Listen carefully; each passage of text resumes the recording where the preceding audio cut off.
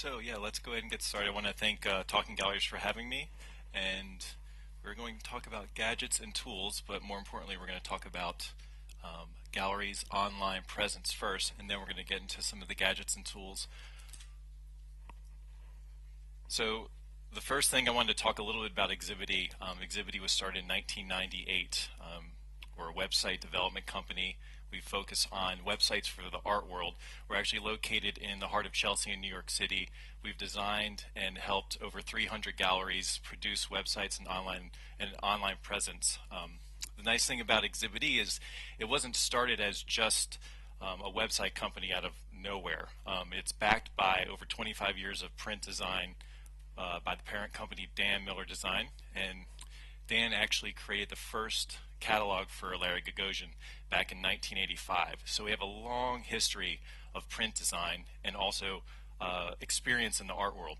And from that, Exhibity started in 1998 when galleries were first building websites or thinking about websites, but there was a frustration with how to actually maintain them and who to talk to about how to update the website and how to build a website.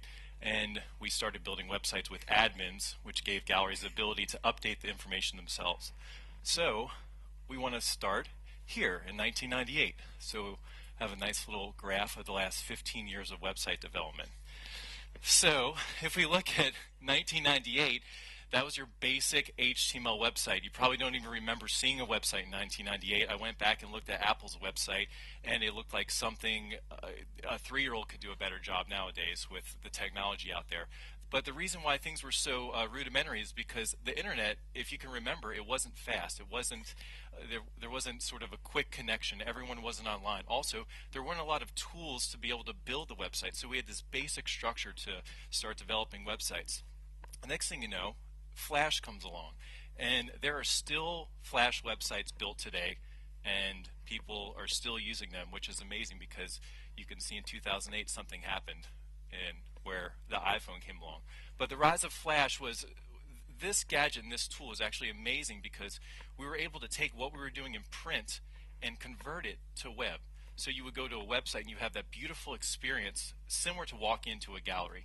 You're able to get someone's business card, go to the website and have that same typography, have a big beautiful image, have amazing transitions, and we're not talking about flashy animations, but just subtle, elegant solutions. And Flash gave us ability to do that, and that was incredible. So whether it was an HTML website that had parts of Flash in it, or if it was a Flash website that was a full Flash website, that was a great time in web development to start experimenting with things.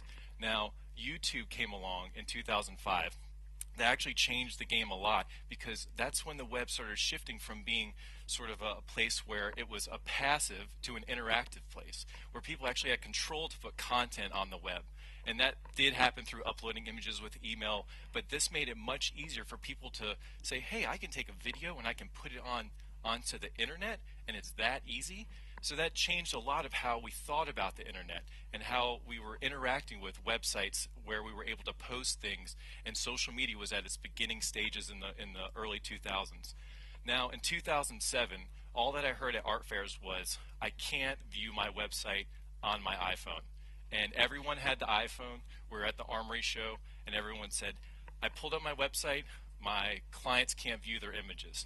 So what we realized is that Flash was not supported on an iPhone, and we had to think about different ways of developing tools for the iPhone. And the iPhone actually changed the way that a lot of people were developing websites.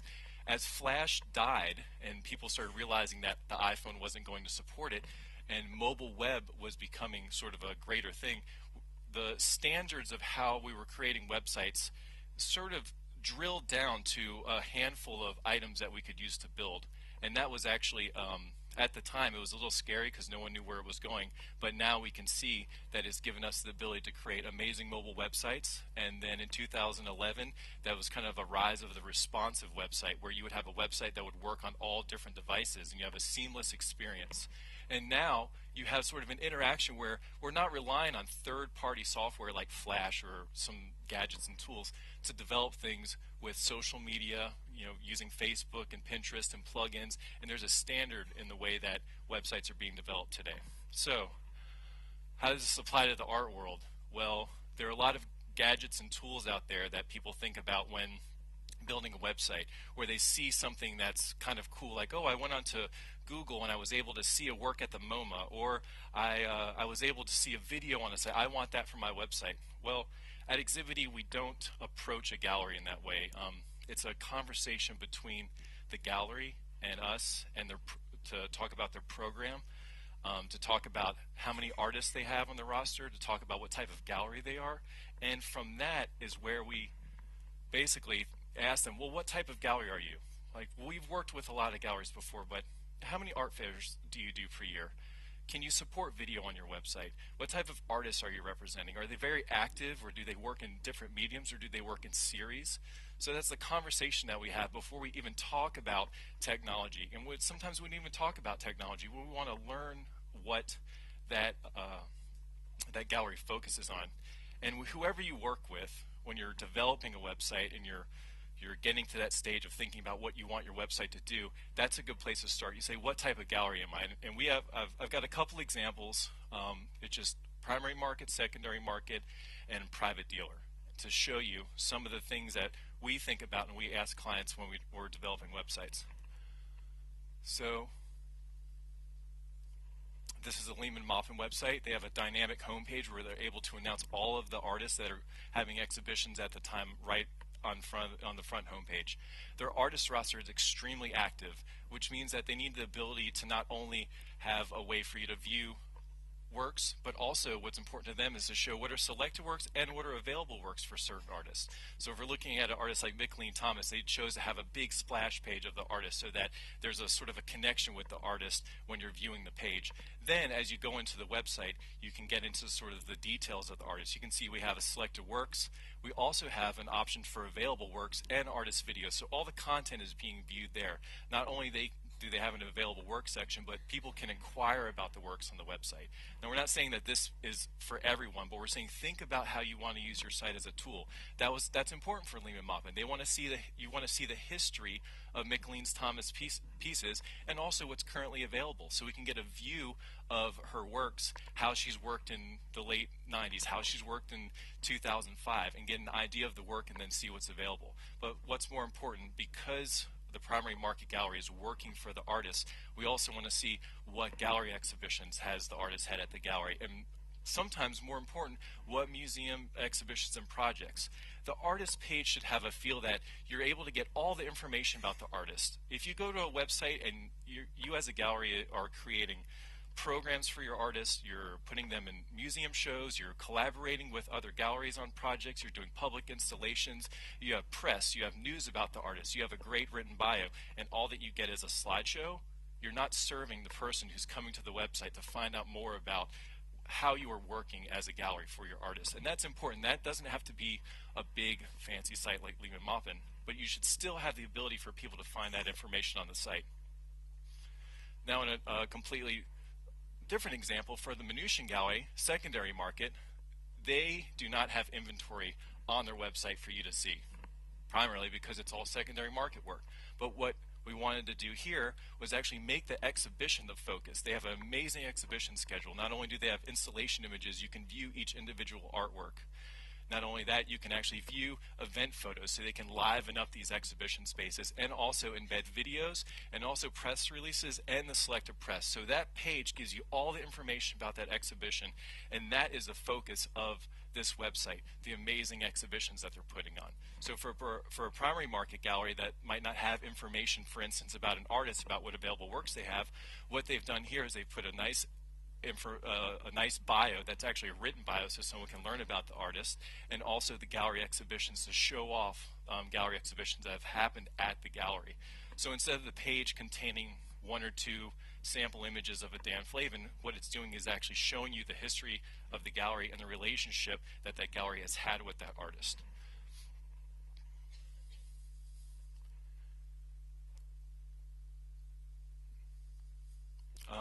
For a private dealer, this is a private dealer, Ezra Chewaki & Co. His logo is a little faint on this site, but as you can see, the site is more of a calling card and less of sort of a site to sort of show off tons of work. They have a notable sales section. They have a simple gallery information page. They have some videos that Ezra has done for the art fairs, and it's just a very clean, elegant way for them to get their message across, and it's easy for them to update. So that's another thing when we're discussing websites with a client. It's what can you support? What type of business are you doing? How is it important that you have a notable sales section? Is it important that you're able to put news and press and art fairs on your website? Some additional factors for design and functionality. If you have a gallery with multiple locations, think about what are your programs? Are your programs balanced? Is your gallery in New York just as busy as your gallery in London? How does that look on the website, and how do you want that to show up on the site? Or also, who is your audience? Are you selling to a younger generation? Does that mean that you want to incorporate a social media aspect on your website that maybe an older clientele would not really think about? The way that you're interacting with documents on the site. For instance, if you have an artwork that has multiple views, how can we show that so that a person that's looking at a sculpture, a seasoned collector, might want to see all of these things, such as a signature piece. They might want to zoom into the piece. So that's really important to think about who's going to be looking at my site and what kind of message do I want to get across. Multiple languages, that's another thing that comes up a lot. Through Google Analytics, you can actually launch a website, let it sit out there for 6 months, go back and look at your analytics, and you can see where people are coming from, what countries are coming from. So before you even say, oh, I want my site in 4 languages, it has to be in Russian and Chinese and all of the, Spanish and English. Let it sit out there, get the information from Google Analytics, and then you can say, hey, I didn't know that, 45% of my clients are coming from Spain. Well, let's put Spanish on the website. And it doesn't have to be a complete translation either. A lot of our clients have said, hey, look, we don't have anyone that can translate all the text into German, but we want the ability for the menus to change. So it's a little bit easier for our foreign clients to navigate the site. At least they can navigate to the artists that they want. So things like that are important. And then also, again, what type of visuals can you support? Do you take amazing installation photos? When does your photographer come by and shoot the show? That's really important. Some galleries say, I want a big, beautiful image, like when I open the website, and it's going to be a big installation image. And we say, great, when do those get shot? Because if your photographer doesn't come the day after your installation is up, you're going to have to think about what you're going to put on the website instead of an installation image. Or video, I want to be able to add video to the website. Well, do you need a video section? Are you talking about media? Are you talking about videos that your artists are producing? Or are you talking about video work? So that's a conversation to have, with your staff to understand, hey, who's going to be in control of the content and these visuals, and also have a plan to roll out those visuals, to have a consistency to say, hey, we have our upcoming exhibition. We always put the press release up, and we don't put any images till the day it opens up. And we do that every single time. For the past exhibitions, we take down the slideshow of the works, and we only put the installation images up. All of the existing works can go on the artist page or in a private room. So these are conversations that you have to kind of plan to make, one, the site always look consistent and beautiful, and two, to keep your costs low, where you have one person that is in control of this, or your photographer knows to send you certain size JPEGs after they're photographed, so that you don't have to resize everything. Now we're getting into tools. I'm going to go through this quickly, and we're going to start with your website admin. What does that mean? Your website should be extremely easy to update. If any one of your staff cannot update the website after being on the website for 10 minutes, there's something wrong. It should be a joy to update your website. Your staff, you should be able to say, Lisa, whoever the front desk person Lisa is, you're in charge of the website, and she should say, great, and show me how to do it. And then 5 minutes later, she should say, it's that easy? Yes, and that's her job. So this is an important thing, because there are still platforms that are very difficult for the gallery staff to update, and they're frustrated. They have to still call a webmaster, or they have to learn, coding or HTML snippets. It should be very easy to update your website, and someone should own that. And you'd be surprised when someone in the gallery does own that. They take pride in it, and it's it's something nice to see when the websites are consistent and have good content. Okay, video. These are our friends, YouTube and Vimeo. If you have video that you're putting on the website, if it's social video, YouTube is great because YouTube gives you the ability to share. It's reaching more people. If it's video like artist video or installation videos, we recommend Vimeo. Our clients really love it because for like $100 a year, you can take off all of the labeling and you can have a nice clean video like Paul Kasman has for the Brancusi exhibition. So they're able to actually upload their video directly to the website, and I mean directly to Vimeo, and then embed it right on the website. And what you end up with, you can see on their video page, they have a number of videos, is a nice clean presentation. There's no logos, you know, it can be expanded to full screen, and it fits well within the parameters of the website. So Vimeo is great for this because you can kind of trick people into thinking you have a fancy website while you just have a $75 a year Vimeo account. And the same thing, they have a video page with a bunch of other installation images and things like that. You would be surprised. There are a number of galleries, big galleries, that will take their iPhone and put it on a tripod and then just turn it around the room like this and then upload it to Vimeo, and you have a nice installation view. These are more professionally done videos, but that's something to think about. The iPhone is a powerful thing. I mean, the quality that you get from the digital devices now can be used to upload video and images. Another thing that that you saw on the 2011 mark was mobile and responsive websites. Two different things. You can have a website that looks like your website on your computer, and it looks like the website on an iPad. You can have a separate mobile website, which are technically two separate programs. Or you can have what's called a responsive website. The new Friedman Benda website, which is launching probably in the next 2 to 3 weeks, it will size itself automatically for each device. And as you can see, this is sort of a dynamic home page on the computer, and then we have it on the iPad, how everything has changed. All of the modules have shifted, and then we have a nice view on your iPhone.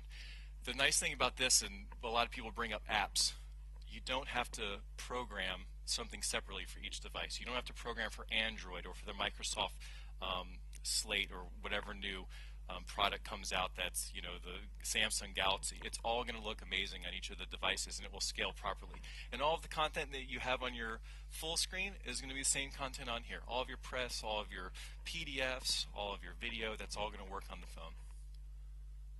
SEO and analytics. I think someone talked about the fact of, you know, searching for certain artists and coming up on the top of the list.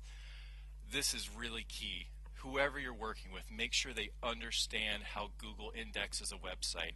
Make sure this is not a secret. Now, you'll probably have 3 emails a week in your inbox saying SEO, and we can do this, and we can build you a blog, and all this. It's snake oil. Google tells you how to program the website. You can go to their site, and they have a whole list of tidbits and things that you can read up about how to program it. So just make sure you work with a good programmer. For instance, Tony Smith. Here we are, Matthew Mark's gallery. The next one up is Wikipedia. So he's even above the Tony Smith, the other Tony Smiths around, which that's hard to beat too if you have artists with the name of maybe gospel jazz Tony Smith. So you can see it's ranking higher at the top. Also for David Altman, for Andrew Rosen Gallery, up at the top above Saatchi Gallery, above another gallery, above Art21, even above Wikipedia. But what makes this also happen is you have to have good content on the website. What content means, it doesn't mean a lot of images. It means written text.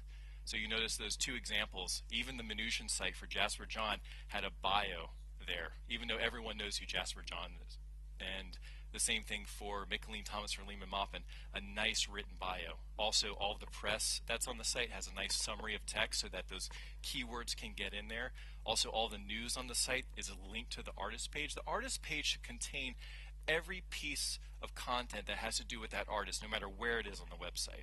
If you're looking for a publication by that artist, if you're looking for a news or a special exhibition, people should go to the artist page. There should be a nice description, and there should be a link to that. Whether it lives on another part of the website, it should all be on that page, and that will boost your SEO. QR codes, we see these all the time. All that is a website address. It's nothing, that's it. It's just a website address. So that can be used in a bunch of different ways, and actually you can create them for free online. You can actually go online, QR code generator, and if you're at an art fair and you put one of those next to your painting, and you link it to the bio page of your artist's website, you could say, for more information about this artist, you can scan the code. Lima Maupin has a custom site where they're able to put the actual artwork that you're looking at with a contact number for the artist representative or the salesperson at the booth, and also a bio for the artist and additional works by that artist. So you can get real customized with it, but remember, it's only a website address. So you can direct someone to even a video. If there's an artist video that's on Vimeo, or someone's talking about that artist, or it's an installation, you can have it linked directly to that and either put that at the front of the gallery, put that next to a piece at an art fair, put that on your press release so someone could possibly scan it with their phone. I know this isn't groundbreaking, but it's a nice zoom view. The thing with adding a lot of gadgets to a website is sometimes it can look disconnected from the design. Whoever you work with, the technology is here today to actually establish a way to view information on the site, and they have a nice little installation video too. Establish information on the site that doesn't look like someone just slapped it on there by cutting and pasting code, where it actually feels like it's part of the website and works within the website. That's why that Vimeo video embed is so beautiful. So whenever you're thinking about adding something to the website, try to use technology that's available, that's clean, and that your developers can actually add into the site that fits with the structure. A lot of things out there can be skinned, which means that we're just changing the buttons and the background color and the fonts, but this can look any way that you want. So that's a great example of just being able to get in on sort of maybe a sculpture or a painting to see details. For the Sarah Zian Venice Biennale, now this is a great example of how to sort of navigate through an exhibition. If you can see, it's hard to see on here, but that's actually a map of different rooms. But let's say I'm looking at the Sarah Z installation, and I'm getting these beautiful installation shots, but I'm really missing sort of the scale of things because I didn't actually realize how big or small some of the items were until we had the 360 view added to the site. This is a little bit more expensive to do, but there are a lot of people that do it, and the people that do it are usually the people that produce views for hotel rooms. So you can find a lot of companies that do this at a low cost because they're not working with art galleries. They're working with realtors to kind of do these views. And make sure, again, this is just a very clean embed code. This lives somewhere else on the server. You just take a snippet and you paste it right into the admin, and then it shows up, and it's very quick, it's compressed, and you can see there it's a great way to just navigate through the exhibition. You can zoom in, you can move from room to room, and we have a number of clients that do this, and it's really successful for those big exhibitions. See, I didn't know that piece was so small.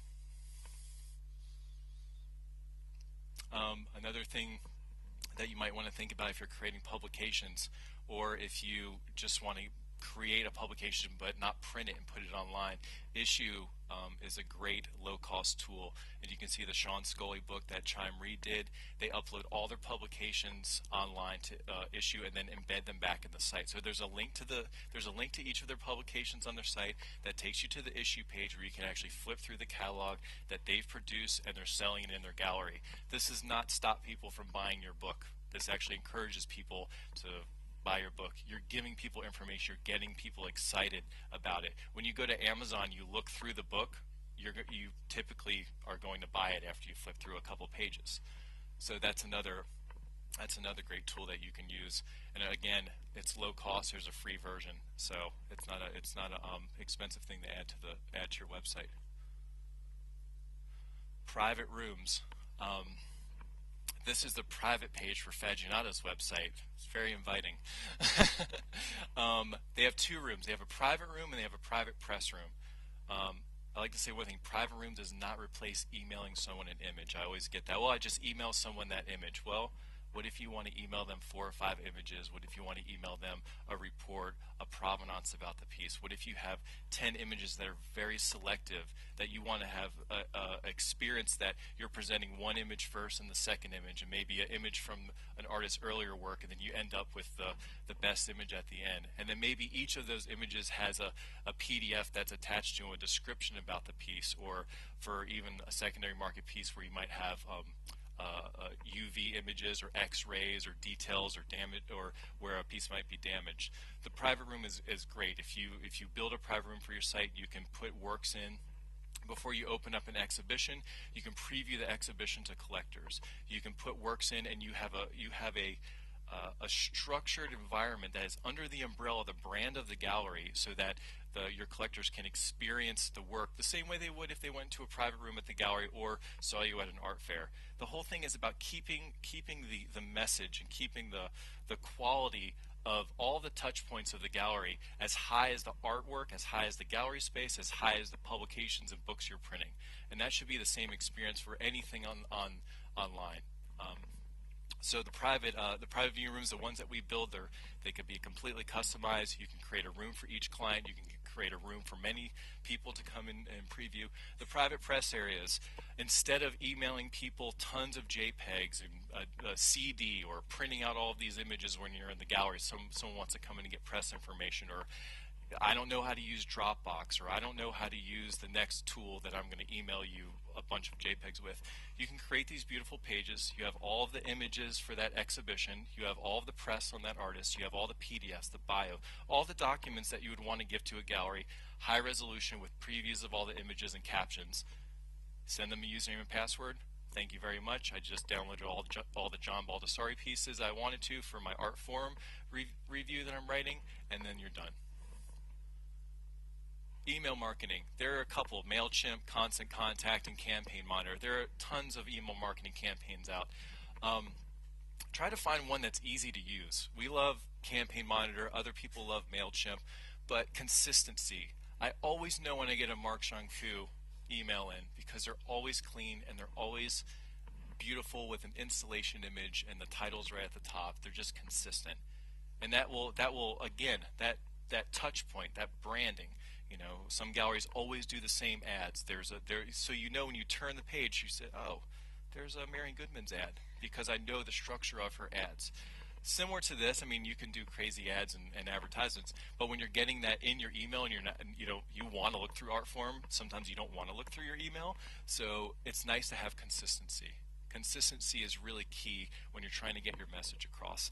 And these are great because you can see who's opened the email. You can target them to people. So for instance, some clients, they'll unsubscribe from the list. You can say, hey, why did you unsubscribe? Oh, I'm tired of getting all these general emails. Well, do you just want to get emails about Mike Kelly? Yeah, that would be great. Okay, we'll put you on the Mike Kelly list so you can track and see what people are interested in. And social media. Social media, that could be a complete hour-long conversation. Whatever you do, be consistent with it. If you want to have a Facebook page for the gallery, or a Twitter page, or a Tumblr, the key is consistency. Again, find someone at the gallery that knows how to do this and would want to do it and can be consistent with it. Set yourself up with a plan. I'm going to post twice a week. I'm going to post 3 times a week. I'm going to post, we're just going to post every exhibition when we have an opening and when the artist does something amazing. But be consistent with it. There's nothing worse than someone Googling you and your website coming up and then your Twitter page, and the last thing you posted was 3 months ago. So you don't have to do them all. Just pick the ones that you can be consistent with, or pick ones that can overlap. I know if you tweet, that can also show up on your Facebook page and vice versa. And also there's great new platforms for maybe more informal ways of showing event photos like Tumblr and Instagram. And also make sure there's consistency with the message. Make sure that for instance, our Instagram account is a little bit more active with just fun photos, and when we go to openings, we'll take photos and things like that. But our Facebook account is really for when we're launching websites and we're doing events. So think about your strategy. It doesn't have to be complex, just be consistent with it. And again, here's just a quick overview in the sort of closing statements. Avoid gimmicks. Be wary of things like, I know when apps came out, that was a big thing, where if someone wants to, everyone wanted a blog, 2 or 3 years ago. Everyone thought they needed to blog. Again, see what other sites are doing that you enjoy and see how they're doing it. And it doesn't have to be an art world site. It could be a fashion site. It could be a blog that you follow about, the oil industry or whatever it might be. It doesn't, whatever you like to do. If you're a cyclist, maybe you have some sites that you go to and you're like, I really like the way they do this. Well, how does that apply to you? So you can look and see how that would work. And then use your tools. Again, make sure that if you have pages on the website, if you have a news page, make sure you're adding news information. Make sure you're consistent with the tools that you have that you're using. And if not, then you should close down the accounts, if it's a Twitter account or account that you're not active with. And again, this is kind of a weird statement, but it's remove the technology. Try to find things that are easy to use, that your gallery staff doesn't have to have a computer science degree to use them. Things that are intuitive and that give you freedom and are low cost. Usually those things come hand in hand. The easier they are to use, usually they're free, which is kind of funny with the web and how that works, because people that are offering free items, usually it's bundled together with social media or everyone's, there's a paid platform that you can remove ads for also. And then manage your content beautifully. You guys have galleries and you have beautiful content. It's a dream designing websites for the art world, because we say, give us all of your print identity so we can look at it, and then send us all of your images, and we're just like, it's like Christmas. We're like, oh, check out that installation shot from that exhibition, or oh, I didn't know this artist did these works. And it's a pleasure to be able to put that on the website. But manage it. Like I said before, be consistent with it, where you're choosing the right images, you're telling your photographer to get that content in, you're establishing a schedule, someone's owning that part of the uploading of content, and I think you'll have a successful website. So that's it. That's all I have.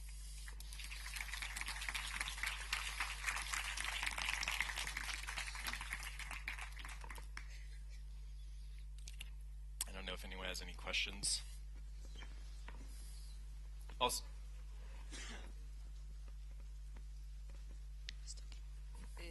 about this email marketing, yes, it's very important. Which one you recommended more? You give 3 of them. Either Campaign Monitor or MailChimp. You give MailChimp's Constant Contact and... Yeah. Campaign Monitor usually is a little bit more user-friendly, but again, if you're working with your website developer, they can build templates for you so that it's consistent.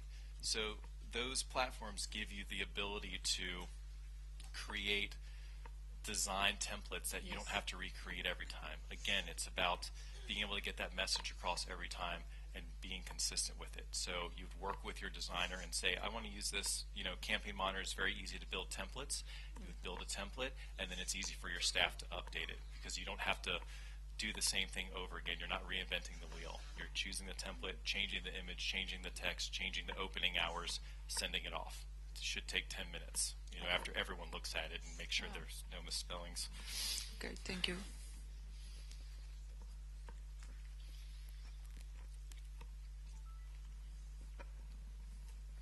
Hello. Hi. I found it very interesting where you discussed the transition phase of how things have grown.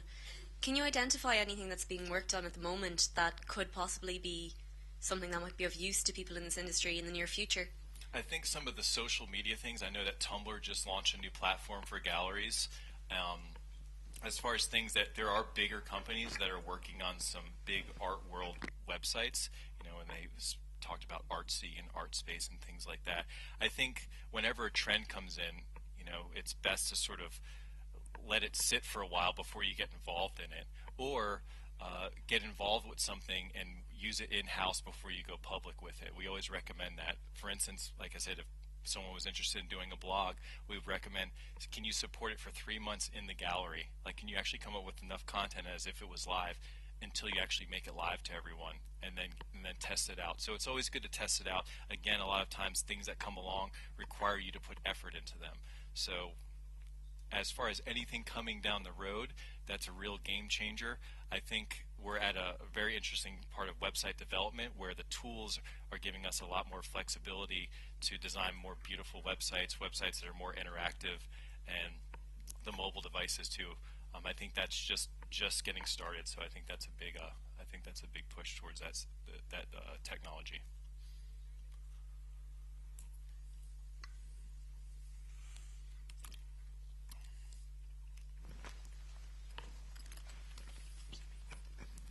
Just on the note of social media, I know that a lot of gallerists are aware of working in different markets at the moment. Somebody was telling me about how there's a platform in China that's the equivalent of Facebook in the Western sector. Where could we find out about what's going on in other climates in other countries? That is there anywhere online that kind of tells you? Your friend is, and I know this is a kind of a smart question, a smart answer, but your friend is Google. I actually Googled that just 2 days ago. Social media, applications per country, and it actually brought a graph came up, and it was everything that I wanted to know. Like Facebook is big in this part of the world, and Russia has its own thing, and Asia has its own platform, and Lehman Moppin actually has that platform. I can't remember what that social media application is, but it starts with a W. Weibo, yeah. So they have a Weibo for their galleries or their clients in Asia. So yeah, that's the best place. That's where we get all our information from is Google. I ask Google 1,000 questions a day.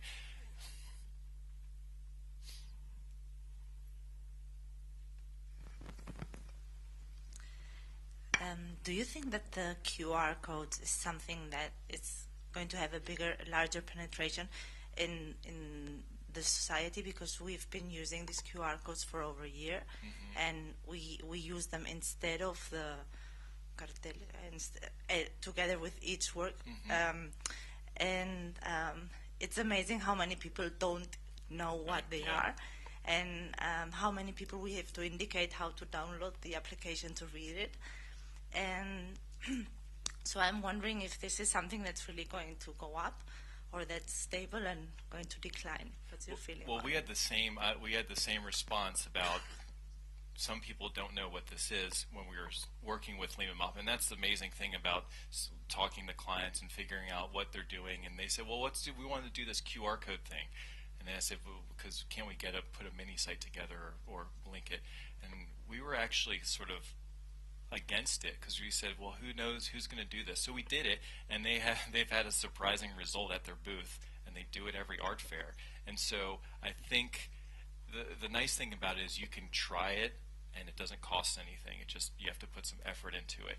Well, And we modified our website because it takes you directly to a sheet that it's only dedicated to the work, because it's so we modified our website in order to host these mini pages for each piece that we are displaying, but we have been not criticized, but it was commented by a member of the social community that where are the old-fashioned labels, and we thought, well, I mean, if you're seeing the work, you know how big it is, so what's the point in writing that, there are some information that you don't need to display. I think the information that for the way that our clients are using, they're not replacing the label, they're just giving you more information about the artist, especially when you're at a fair where you might have to pull out a book and flip through and find the bio and things like that. So they've said that their clients actually, or potential buyers, have actually used the code, and they've actually used the code, which it might actually be easier for them to bring it up on their iPads. They just go to their iPad and they scan it, and then they can show the work and information. So it can also be a tool for you to get that information up quickly about the piece. Sorry. For information inside the gallery, or just static information, what's your opinion about NVC, the contactless technology? For the contact list? Contactless. Contactless. Less. The technology that you... Yeah.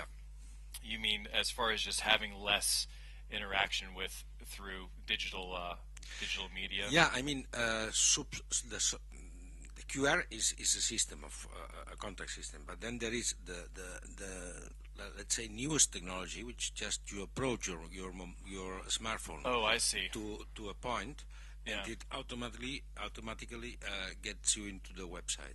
I think until that technology is used more. I don't think it's going to be something that the art world is going to dominate in sort of. That's one thing, the art world is not really dominating in new technology. As you can tell from the previous conversations, galleries still don't have contracts between artists and dealers. So things have to be real stable before we recommend them to anyone. That's what my last slide was, avoid gimmicks. Unless you've experienced something like so many times where you say, why isn't this on my website, then you should be a little wary of introducing new technology, because if it's that rare and clients might not know that that it's even there or that it exists.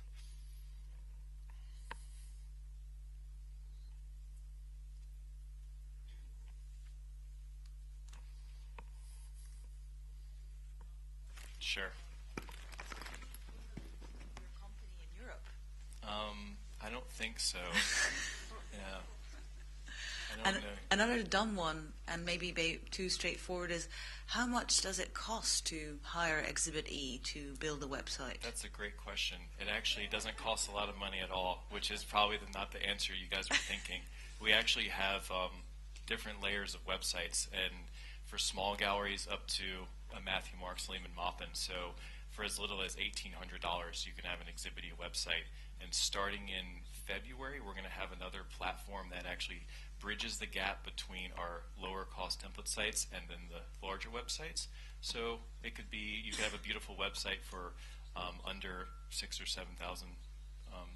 So yeah, it's actually what we're working on. What we found is that a lot of our websites that we developed over the past 10, 15 years is that there are different components that galleries are always asking for in the way that they work and function. So we're actually building what we call a template plus module, so we can actually put these building blocks together and build a custom looking website for a gallery at a lower cost, because we're not having to reinvent the wheel every time. The custom sites, there's a lot of design that's involved in them, and back and forth, and we're hand building everything.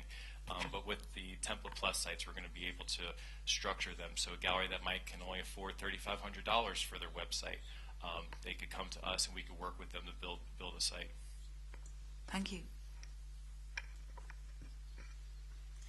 Okay, Billy, well, thank you very much. Thank you so much. I had one small question. It's just, I missed in your development schedule the rising of these big content management systems like Joomla and WordPress and stuff. Yes. Would you not recommend to use these? Is there a reason to exclude them? No, just as long as whoever is supporting your system is able to have a relationship with you, and then also you're able to update your inventory easily. I think that's the thing that we found. Even if someone has a great website that's built for them and the admin is fairly simple, make sure that you have a good relationship, or that it's programmed so that other people can come in and work on it. So even if you are using like Joomla or maybe like WordPress or something like that, you want to make sure that if you want to expand on the website, or if you want to add certain things to the site, not content, but actually build new sections out of the site that is expandable, and that's the relationship with your webmaster. So in which way do you differ from these things? What are you adding as a company to your services? The way that we build everything is that the back end of our websites are as beautiful as the front end of our websites. Okay. So when you go into the website, you don't have to even understand, like, if you can send an email, you can update the website. So it's not built on a platform that's built to produce sites for thousands of other companies. It's focused on the art world. So the language, the structure of the admin, it's very visual, the way that people see the information. It's very easy when we go through training with clients. They say, oh, I've got it already. I've got it figured out. Just give me the username and password. Like, we don't even have to go through the rest of the structure of the site, because they just get it. And so that's been the key from the very beginning, is making it very simple so that the outgoing intern could train the incoming intern during the summertime, when the revolving door of gallery staff is going around, that they could just train each other quickly and be done with it. So.